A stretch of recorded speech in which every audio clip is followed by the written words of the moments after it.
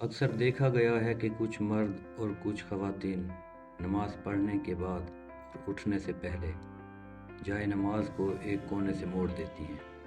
وہ ایسا کیوں کرتی ہیں؟ جب پوچھا تو مرد عموماً کوئی معقول جواب نہیں دیتے، کہتے ہیں بس ایسے ہی عادت ہے، اور خواتین کا جواب اکثر وہی جواب ملا جو ہم اپنی نانیوں دادیوں سے سنتے آئے ہیں کہ جناب اگر کونا نہ موڑو تو شیطان نماز پڑھنے لگتا ہے۔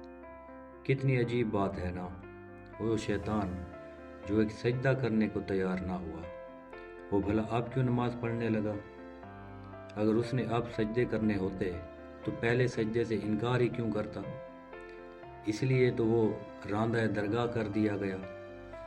اور اگر چلیں فرض محال 1 منٹ کو مان بھی لیتے ہیں کہ وہ نماز پڑھتا بھی ہے تو یہ تو اچھی بات ہے، پڑھنے دیں، آپ کا کیا جاتا ہے؟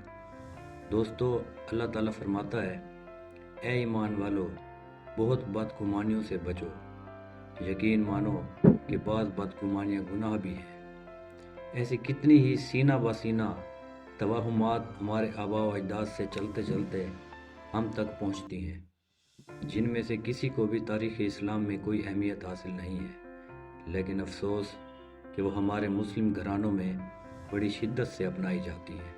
مثلا رات کو جھاڑو نہ دو، گھر خالی ہو جائے گا، کینچی خالی نہ چلاؤ، جھگڑا ہوگا، خالی جھولا نہ جھلاؤ، بچہ نہیں ہوگا یا نو مولود بچے کو نقصان ہوگا، جھاڑو سے نہ مارو، سوکھے کی بیماری ہو جائے گی، چوکھٹ پر بیٹھ کر کھانا نہ کھاؤ، مقروض ہو جاؤ گے، وغیرہ وغیرہ۔